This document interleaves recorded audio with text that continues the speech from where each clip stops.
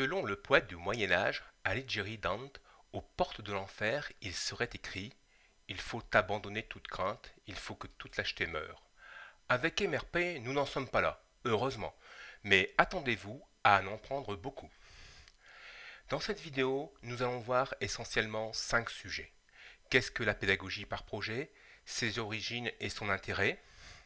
Par qui et quand la méthode Multi-Role Project a-t-elle été créée? Et pourquoi? Autre question, dans quel contexte d'apprentissage a-t-elle déjà fait ses preuves? C'est-à-dire, quelle est la portée de cette méthode? Et s'il n'y avait qu'une idée à retenir, quelle serait-elle? En d'autres termes, quelle est l'idée phare ou quel est le méta-principe qui guide la méthode Multi-Role Project? Et enfin, dans cette vidéo, nous verrons quels sont les documents qui définissent la méthode, où les trouver et où trouver des exemples de son application. Le philosophe chinois Confucius, considéré comme le premier pédagogue de l'histoire de l'humanité, disait: j'entends et j'oublie, je vois et je me souviens, je fais et je comprends. Ou, encore un peu plus d'un siècle plus tard, le philosophe grec Aristote disait: ce que nous devons apprendre, nous l'apprenons en le faisant. Ces deux grands philosophes expriment l'idée forte de la pédagogie par projet, apprendre en produisant quelque chose. Son introduction officielle à l'école dut attendre 2000 ans, le début du XXe siècle, avec les Américains John Dewey et William Kirkpatrick. Et le début de sa généralisation à l'école dut attendre l'arrivée d'Internet. Elle est donc à la fois très ancienne et très moderne, elle a beaucoup progressé et avec un bel avenir devant elle. Ainsi, à la fin des années 1990, 3 enseignants-chercheurs de l'Université du littoral Côte d'Opale, comme beaucoup de leurs collègues, furent confrontés à l'encadrement pédagogique de projets tutorés. Un groupe d'étudiants devait produire une réalisation qui devait leur permettre de faire une synthèse d'apprentissage théorique. Mais parce que ni les étudiants ni les encadrants n'avaient appris à pratiquer la pédagogie par projet, les résultats d'apprentissage étaient plutôt décevants. S'appuyant alors sur un premier guide méthodologique et sur les observations de plus de 100 projets encadrés dans plusieurs universités, la méthode Multi-Role Project apparut en 2012. C'est la méthode que je vais vous présenter ici. La pédagogie par projet est venue aussi en réaction à la pédagogie classique, dite pédagogie transmissive ou pédagogie magistrale, dans laquelle un enseignant, censé détenir le savoir, expose à ses étudiants ce qu'ils doivent savoir. L'enseignant est l'émetteur du savoir, l'étudiant le récepteur. Pédagogie efficace pour transmettre un savoir codifié et ordonné, mais MRP a en plus les objectifs présentés ici.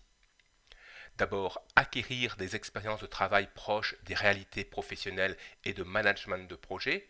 Par exemple, être capable de définir des objectifs, être capable de répartir le travail et les responsabilités qui en découlent, proposer une planification et connaître les coûts de production ou encore savoir gérer la qualité des processus, fonctionner en amélioration continue. Mais aussi des compétences métiers spécifiques comme rédaction d'un cahier des charges, conception d'événements, apprentissage en langage de programmation ou encore réalisation d'une étude marketing, réalisation d'appareillages divers. Des attitudes au travail collectif, notamment la pratique et l'acquisition de compétences de haut niveau telles la confrontation de points de vue, la résolution de conflits, le travail collaboratif, mais aussi la négociation, la communication interpersonnelle, la communication de groupe, etc., etc. Autonomie dans son travail et dans sa vie personnelle par l'acquisition de techniques et compétences qui facilitent l'insertion dans un travail d'équipe et aussi permettent d'apprendre à apprendre. La méthode pédagogique Multi-Role Project est un jeu de rôle basé sur une dualité projet pédagogique, projet productif. Le jeu de rôle d'abord. La notion de rôle est d'abord une notion de théâtre, donc millénaire. Une pièce de théâtre est en fait une histoire jouée par plusieurs personnes, ce que doit faire ou dire un acteur est son rôle. Là, il n'y a pas d'improvisation. Sur le dénouement, l'histoire est écrite par avance. L'objectif visé ne concerne pas les acteurs de la pièce, mais les spectateurs qui la regardent. Il s'agit de les divertir, de les émouvoir. La notion de rôle dans MRP se rapproche plutôt de la notion de rôle des jeux de rôle, dans lequel les participants doivent atteindre un but fonctionnel, par exemple obtenir le grade de général en chef, découvrir un trésor, construire un objet, et un but réel, s'amuser et se divertir. L'objectif réel, cette fois-ci, concerne l'acteur. Dans MRP, la notion est encore différente. Il y a bien un but fonctionnel, qui est la réalisation d'un objectif ou d'un produit, mais ici, c'est pour le compte d'un client. Par exemple, les étudiants doivent créer un site web pour une entreprise, organiser une manifestation sportive pour un club, etc. Et le but réel concerne bien l'acteur, mais le but réel est l'acquisition d'un certain nombre de connaissances et de compétences par les étudiants. Un projet étudiant avec MRP nécessite 3 rôles d'encadrant, qui peuvent être joués par la même personne, mais ce n'est pas souhaitable. Un client qui a une demande à satisfaire, un ou plusieurs experts métiers pour répondre aux questions techniques sur le projet du client, et un tuteur pédagogique pour encadrer les équipes étudiants. Mais n'allons pas trop vite, nous reviendrons plus tard sur le rôle précis de ces acteurs. Détaillons d'abord la dualité projet productif, projet pédagogique. Dans MRP, nous avons 2 projets. Le projet productif est tout ce qui concerne la réalisation du produit pour un client. Il commence généralement par la remise aux étudiants d'un cahier des charges préliminaire. Les étudiants devront le comprendre et éventuellement le faire préciser, voire compléter auprès du client. Ils auront donc à concevoir une solution, la faire valider par le client, puis finalement réaliser en équipe la conception faite et faire valider le résultat par le client. Nos projets productifs suivent un schéma classique de la gestion de projet: définir, concevoir, faire et valider.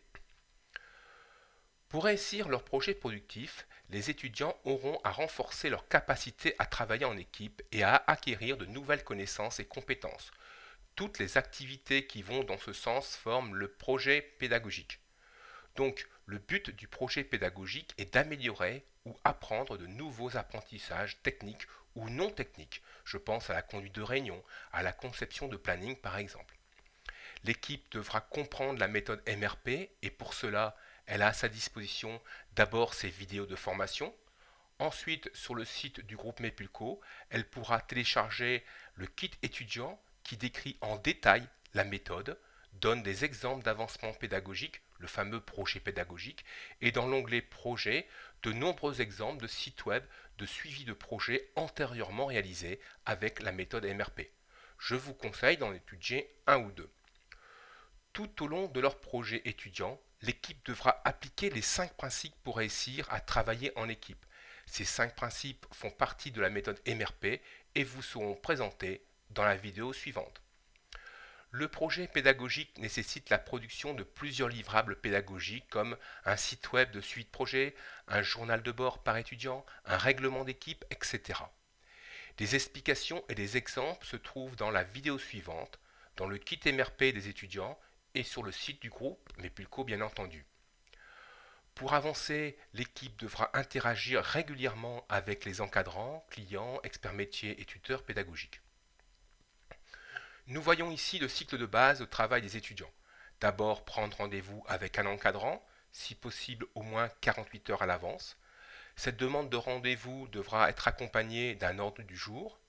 Lors de la réunion, différents rôles sont confiés aux étudiants et rapidement après la réunion, un compte-rendu professionnel est rédigé et déposé sur le site web de suivi de projet de l'équipe. Il est ainsi accessible à toutes les parties prenantes. Le projet avance également grâce à du travail individuel et des réunions d'équipe éventuellement sans présence encadrant. Afin d'être efficace, des réunions ne regroupant qu'une partie de l'équipe peuvent avoir lieu. Toutes les parties prenantes seront au courant grâce au compte-rendu de réunion. La figure suivante résume le méta-principe de la méthode MRP que nous venons de voir. Et vous l'avez compris, le projet productif, c'est la réalisation du produit demandé par le client. Le projet pédagogique est le premier but d'un projet étudiant. Il est demandé par le tuteur pédagogique. Il concerne tout ce qui n'est pas productif, donc les activités et livrables liés au fonctionnement de l'équipe, le renforcement et les apprentissages de connaissances et compétences. Cela veut dire que le projet productif doit être choisi en fonction du projet pédagogique visé. Apprendre à développer un site web en visant à construire une éolienne, ce n'est pas très logique. Dans ce projet pédagogique, on trouve aussi une estimation de la quantité de travail que les étudiants auront à fournir, la date limite de rendu du produit au client, la date de soutenance, etc. À la question « Quel est le plus important, le projet pédagogique ou le productif ?» La réponse est simple, c'est le projet pédagogique. En d'autres termes, l'apprentissage des étudiants est le plus important. Mais notez que si les étudiants n'arrivent pas à avancer dans leur projet productif, c'est mauvais signe quant à l'atteinte du projet pédagogique. Les deux sont liés. Alors, dans MRP, il y a de nombreux acteurs. L'étudiant, il doit améliorer ses connaissances et compétences. Il applique la méthode, il réalise l'ouvrage suivant les demandes du client. La définition de son rôle constitue la majeure partie de la méthode MRP. Nous allons voir tout cela dans les prochaines vidéos. Le tuteur.